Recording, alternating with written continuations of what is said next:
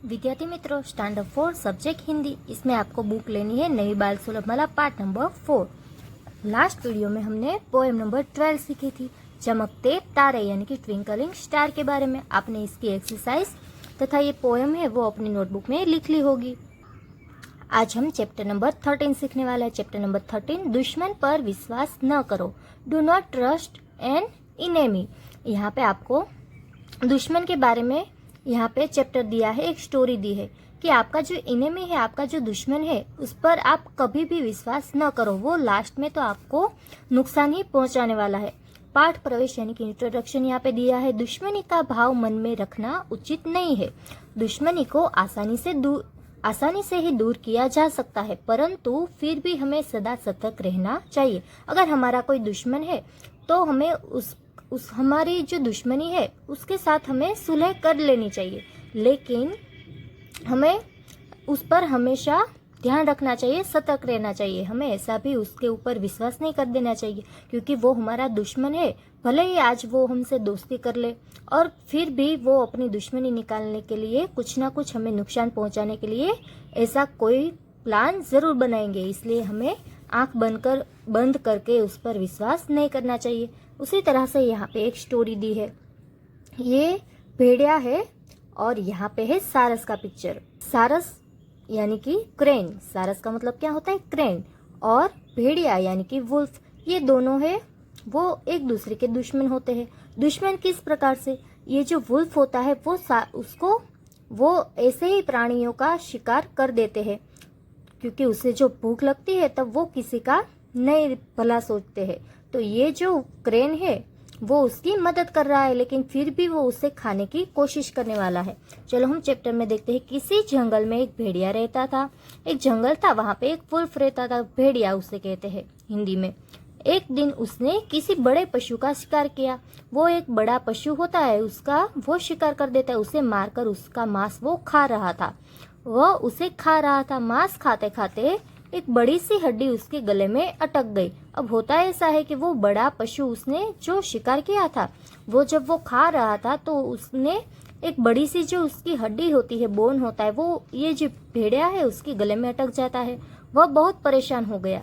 परेशान होकर वह इधर उधर भटक रहा था, फिर भी वह हड्डी न निकली। उससे वो हड्डी है वो निकल नहीं रही थी। अब वो क्या करता है? उसी समय वहां पे एक सारस जा रहा था। सारस यानी कि ये जो आप पिक्चर में क्रेन देख रहे हैं, वो वहां से निकलता है।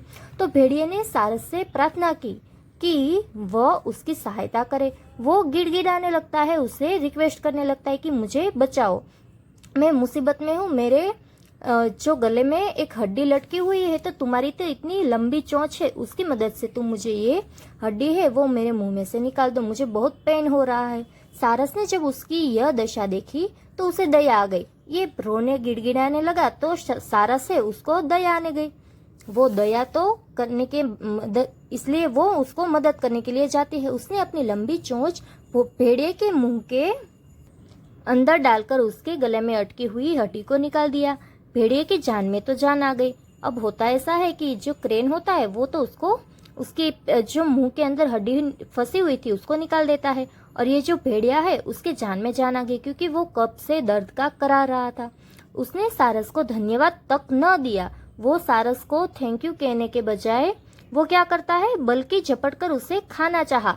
अब यहाँ पे आप ऊपर पिक्चर में देख सकते हैं, ये जो भेड़िया है वो सारस को एक तो उसका शुक्रिया नहीं अदा कर रहा है, लेकिन वो क्या कर रहा है, उसको झपट कर खाने की वो कोशिश करता है। एक तो वो उसे बचाता है, क्रेन है वो, और भेड़िया उसे ही मार डालने की कोशिश करता है। सारस किसी तरह अपनी जान बचाकर उड़ गया। ये तो अच्छा है कि सारस है उसके पास पंख थे, यानी कि सारस है वो उड़ सकता है, इसलिए फटाफट वो उड़ के उसके पास से अपनी जान बचाकर भागा। यह सच है, दुश्मन पर कभी भरोसा नहीं करना चाहिए।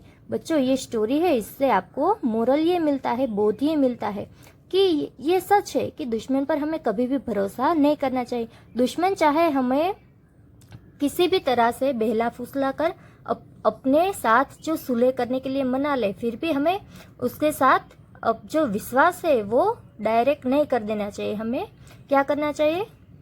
हमें सतर्क रहना चाहिए। तो ये जो मोरल है वो हमें इस स्टोरी में से मिलता है। आपको ये स्टोरी है वो समझ में आ गई होगी। अब हम नीचे नेक्स्ट पेज पे जो शब्दार्थ है वो देखते हैं। ये जो शब्दार्थ है यानी कि ग्लोसरी आपको वन टाइम अपनी नोटबुक में लिखनी है और उसको लर्न भी करना है। भेड़िया तो उसे कहते हैं वुल्फ, WOLF यानी कि वुल्फ भेड़िया। मांस यानी कि मीट, MEAT मीट। अटकना, फंसना यानी कि टू गेट ट्रैप्ड और कॉट। ट्रैप यानी कि किसी को कोई जब फंसा देता है तो उसे कहते हैं ट्रैप। सारस यानी कि क्रेन, CRAN क्रेन। सहायता यानी कि हेल्प, HELP हेल्प। धन्यवाद यानी कि आभार, थैंक्स। बाद में यहाँ पे लिखा है थैंक्स की स्पेलिंग हम रीड कर देते हैं THANKS थैंक्स। और यहाँ पे है ग्रेटिट्यूड, GRATITUDE ग्रेटिट्यूड। जान छुड़ा यानी कि छुटकारा पाना, टू एस्केप, TOTOESCAPE एस्केप। शिकार करना यानी कि टू हंट, जो शिकार करता है उसे क्या कहते हैं, हंट, TOTHUNT हंट। हड्डी यानी कि अस्थि, बोन, BONE। परेशान यानी कि विचलित, इरिटेटेड, AGITATED एजिटेटेड। प्रार्थना यानी कि प्रेयर, रिक्वेस्ट, PRAYER प्रेयर। और रिक्वेस्ट यानी कि REQUEST रिक्वेस्ट। चोंच यानी कि BEAK। झपट यानी कि पाउंस, POUNCE। दुश्मन यानी कि शत्रु, इनेमी, ENEMY। तो ये जो सारे शब्दार्थ है वो आपको अपनी नोटबुक में वन टाइम लिखना है। अब हम नीचे देखते हैं अभ्यास और एक्सरसाइज। और एक्सरसाइज यहाँ पे दी है। नीचे दिए गए प्रश्नों के उत्तर दीजिए। ये सारे जो क्वेश्चन आंसर है वो हम अपनी नोटबुक में लिखेंगे।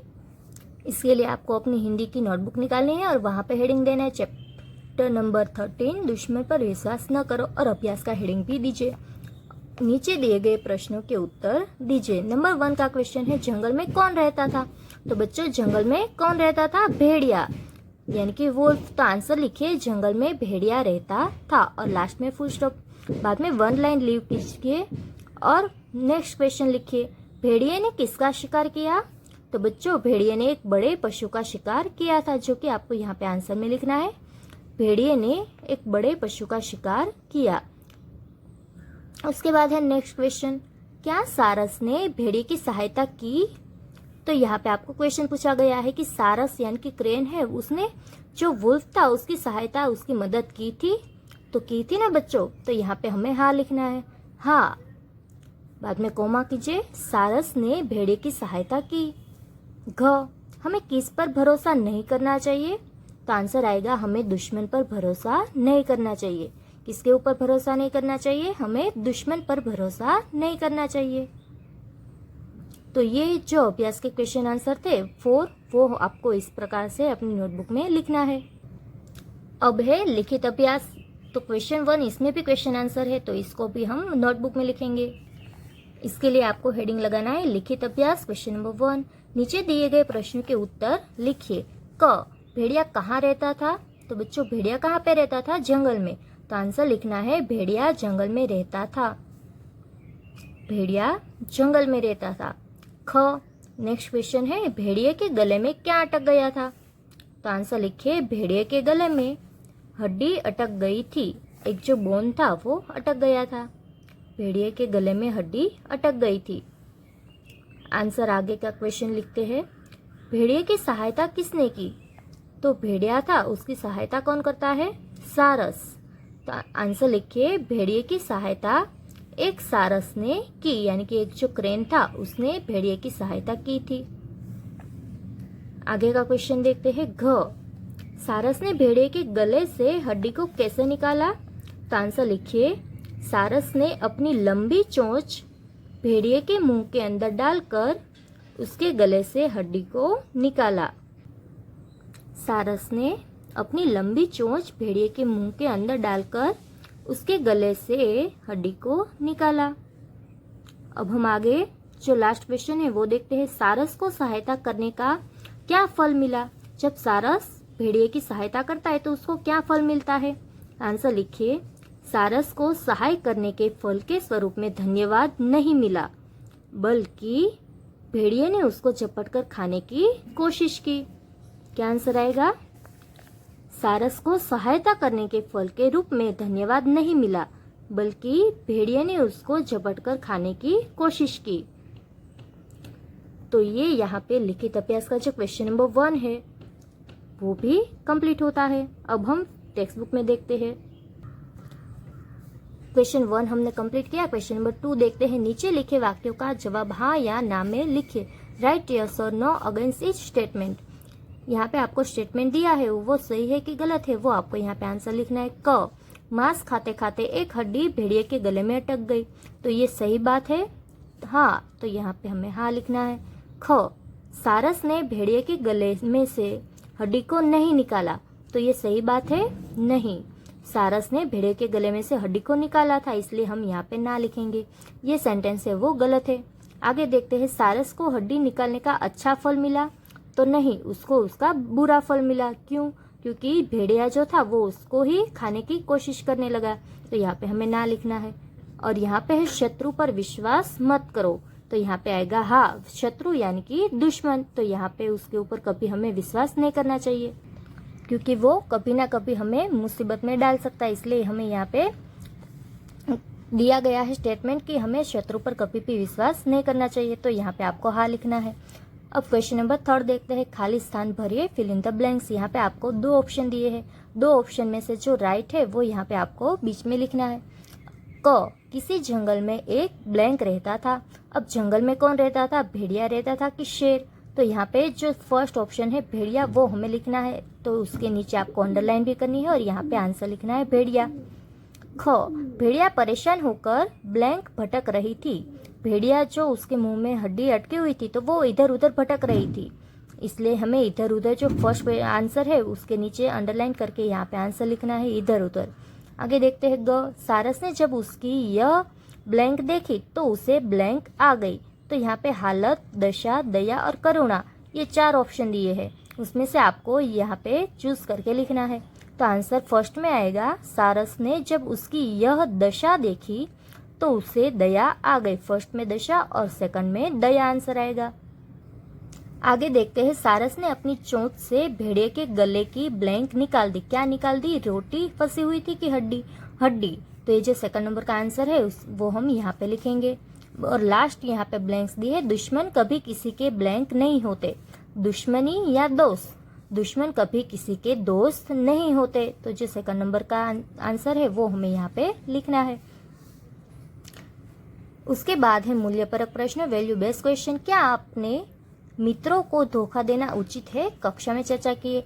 Is it okay to deceive your friends? Discuss in class. क्या अपने मित्रों को धोखा देना उचित है? ये आपको अपने मित्रों के साथ डिस्कशन करना है कि हमें कभी भी अपने मित्रों को धोखा नहीं देना चाहिए। ये आपको डिस्कस करना है अपने फ्रेंड्स के साथ। अब हम देखते हैं नीचे शब्द ज्ञान यानी कि वोकेबलरी। यहाँ पे आपको दिया है, नीचे दिए गए शब्दों के विलोम शब्द लिखिए। Write the antonyms of the following words. तो यहाँ पे आपको जो विलोम शब्द है, विरोधार्थी शब्द है, वो यहाँ पे आपको लिखने हैं। अब सुख का विरोधार्थी शब्द होगा दुख, वो आपको यहाँ पे लिख के दिया है। और ये सारे जो शब्द है वो आपको लिखने हैं। चलो, अब आपको पता है अपोजिट शब्द हम लिखते हैं तो यानी कि विलोम शब्द जब हम लिखते हैं तो इसके बीच में आपको क्रॉस की साइन बनाना कंपलसरी है। अगर आप ये साइन नहीं बनाएंगी तो आपका पूरा आंसर है वो रॉन्ग जाएगा। इसलिए आपको जब भी एग्जाम में विलोम शब्द लिखिए, अपोजिट शब्द लिखिए, तो आपको इस प्रकार से साइन बनाना नहीं भूलना है। अब हम आगे देखते हैं रात। रात का अपोजिट शब्द होता है दिन। ऊंचा, तो उसका अपोजिट शब्द होगा नीचा। शत्रु यानी कि जो दुश्मन होता है उसे शत्रु भी कहते हैं, उसका अपोजिट शब्द होता है दोस्त या तो मित्र भी आप लिख सकते हैं। अब है ऊपर। ऊपर का विलोम शब्द क्या होगा? नीचे, तो वो आपको यहाँ पे लिखना है। बाद में है सर्दी यानी कि ठंड, तो ठंड जो होती है उसका विरोधार्थी शब्द होगा गर्मी। सर्दी तो गर्मी। अब है प्रेम। प्रेम, तो उसका अपोजिट शब्द होगा नफरत या तो घृणा। नफरत या तो घृणा आप यहाँ पे लिख सकते हैं। धर्म तो होगा अधर्म। धर्म का विलोम शब्द होगा अधर्म। काला, तो उसका विलोम शब्द होगा सफ़ेद। क्या होगा बच्चों? सफ़ेद। सरल, यानी कि इजी। तो इजी का जो विलोम शब्द है वो होगा हार्ड, यानी कि हार्ड को हिंदी में कहते हैं कठिन। सरल का क्या होगा? कठिन। धरती, तो धरती का विलोम शब्द होगा आकाश। और लास्ट है स्वर्ग, यानी कि हेवन, तो उसका होगा हेल, यानी कि नर्क। स्वर्ग का क्या बनेगा? नर्क। तो ये सारे विलोम शब्द है वो आपको भी अपनी टेक्स्ट बुक में इस प्रकार से कंप्लीट करने हैं। अब हम नेक्स्ट पेज देखते हैं, व्याकरण यानी कि ग्रामर। आपको पेज नंबर 76 निकालना है। नीचे की तालिका में से शब्द लेकर वाक्य बनाइए। Make sentence by using the word from the different columns. यहाँ पे आपको डिफरेंट प्रकार के कॉलम दिए हैं, 1 2 3 4 कॉलम दिए हैं। इसमें से आपको ये शब्द है, उसके साथ ये शब्द और ये, इसमें से कोई भी आपको मिला के एक अच्छा सा सेंटेंस बनाना है। और यहाँ पे आपको फर्स्ट यहाँ पे नीचे लिख के दिया है एग्जाम्पल, हम केला खाते हैं, यानी कि इस कॉलम में से लिया है हम और इसमें से लिया है केला। बाद में क्या लिखा है? खाते हैं। तो खाते हैं हम यहाँ पे यूज़ किया है, इसलिए बहुवचन आएगा। तो है के ऊपर डॉट करना कंपलसरी है, इसलिए हम ये लेते हैं। क्या बना? हम केला खाते हैं। तो ये सेंटेंस यहाँ पे बनाया हुआ है। अब बाकी सारे जो शब्द बचे हैं उसमें से भी हमें सेंटेंस बनाने हैं। चलो मैं यहाँ पे बना के देती हूँ। हम सब खीर खाते हैं। यहाँ पे भी है के ऊपर आपको डॉट बनाने, क्योंकि ये बहुवचन है। हम यानी कि बहुत सारे लोग, तो इसमें हमने क्या लिया है? हम सब खीर खाते हैं। इस प्रकार से आपको यहाँ पे सेंटेंस बनाने हैं। बाद में मैंने बनाए हैं, तुम पूरी खाते हो। तुम पूरी खाते हो, क्या सेंटेंस बनाया मैंने? तुम पूरी खाते हो। बाद में है, वह आम खाता है। यहाँ पे क्या शब्द है? वह आम खाता है। उसके बाद लोग पूरी खाते हैं, मैं आम खाता हूँ, हम दोनों केला खाते हैं। इस प्रकार से मैंने यहाँ पे 6 सेंटेंस और बनाए हैं। आप इसके अलावा भी यहाँ पे जो सही ढंग से बनता है वो आप बना सकते हैं। इसमें से लेके ये सारे कॉलम का यूज़ होना चाहिए। अब हम आगे आते हैं नेक्स्ट पेज पे। यहाँ पे है सुनो सुनाओ, लिसनिंग एंड स्पीकिंग। अगर भेड़िया और सारस सचमुच में बोल पाते तो वे एक दूसरे से क्या कहते? इस वार्तालाप की कल्पना करते हुए अपने सहपाठी के साथ कक्षा में चर्चा कीजिए। If the wolf and the crane could talk, sorry यहाँ पे टॉक लेना है। If the wolf and the crane could talk, what would they have said to each other? Pair up with your friend and present the conversation in the class. यहाँ पे आपको क्या करना है कि ये आपको सोचना है, कल्पना करनी है कि ये जो भेड़िया था और सारस था वो सचमुच में अगर बोल पाते तो वो एक दूसरे से क्या बातें करते। यानी कि आपको पता है कि ये जो भेड़िया है वो एनिमल है और सारस है वो यानी कि क्रेन है वो बर्ड है, लेकिन ये सब बोल नहीं पाते हैं। इसमें आपको स्टोरी दी है लेकिन वो सचमुच में तो बोल नहीं पाते हैं, वो आपको भी पता है। लेकिन अगर वो बोल पाते, ऐसी हम कल्पना करें, तो वो एक दूसरे से क्या बातें करते हैं, ये आपको अपने सहपाठी यानी कि क्लासमेट्स के साथ, आपके फ्रेंड्स के साथ डिस्कशन करना है और कन्वर्सेशन बनाना है। अब हम नीचे देखते हैं लिखना, राइटिंग पोर्शन यहाँ पे दिया है।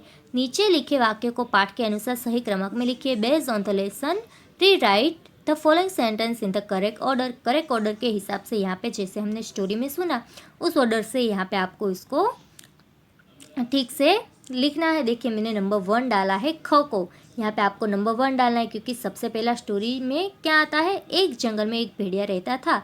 ये सेंटेंस है वो इन सारे सेंटेंस में से सबसे पहला आता है। बाद में नंबर 2 आपको देना है लास्ट सेंटेंस को, यहाँ पे आपको 2 नंबर डालना है कि एक दिन उसने किसी एक बड़े पशु का शिकार किया।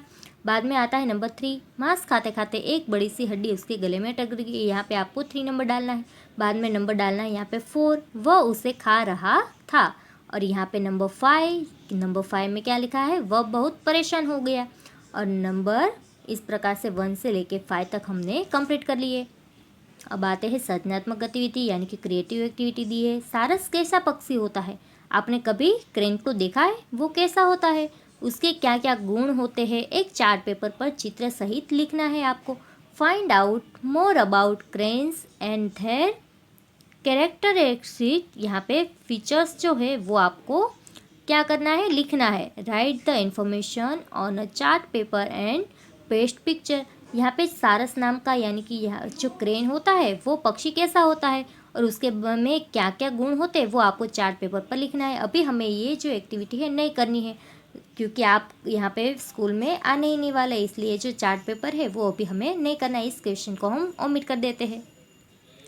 इस प्रकार चैप्टर नंबर जो 13 है वो आपको सीखना है और इसकी एक्सरसाइज है वो आपको अपनी नोटबुक में तथा टेक्स्ट बुक में लिख के कंप्लीट करनी है।